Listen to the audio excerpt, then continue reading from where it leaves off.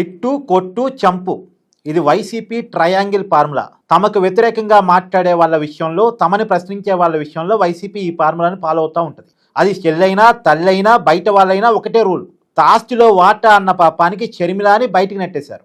చెల్లి అడుగుతుంది న్యాయమే కదా అన్న పాపానికి తల్లిని కోర్టుకు లాగారు. నా తండ్రి హంతకులను శిక్షించన్నా అన్నందుకు వైఎస్ సునీతని ఏం చేశారో మీ అందరికీ తెలుసు. ఇప్పుడు మూర్తి గారి మీద పడ్డారు. మూర్తి గారు డబ్బులకు లొంగేవాడు కాదు, భయపెడితే బెదిరేవాడు కాదు.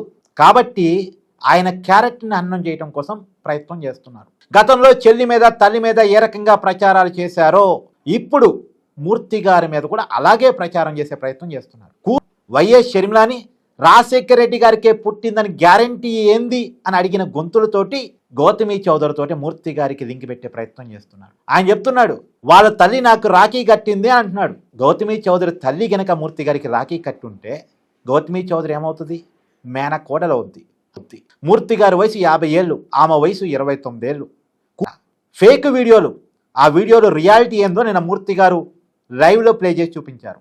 ఫోటోలని లైవ్లో ప్లే చేసి చూపించారు.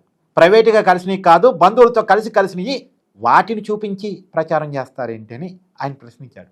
ఇప్పటికీ ఆ ప్రశ్నకు సమాధానం రావు కూడా. కానట ధర్మమహేష్ని 10 కోట్ల కోసం బెదిరించాడంట.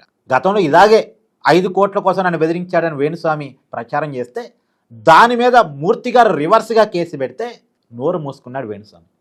గతంలో ఇలాంటి ఫేక్ కేసులు మూర్తి గారి మీద జరిగినాయి. గతంలో 5 కోట్లు అన్నారు, ఇప్పుడు 10 కోట్లు అన్నారు. కోట్లలో తేడా వచ్చింది కానీ కేసుల్లో తేడా రాలే. ఎన్నాళ్ళు ఈ వేధింపులు? ప్రశ్నించే వాళ్ళని ప్రశ్నించకుండా చేయటం కోసం, మాట్లాడే గొంతుల్ని మాట్లాడకుండా చేయటం కోసం, అవతల వాళ్ళ మీద ఇలా వేధింపులు ఇంకెన్నాళ్ళు?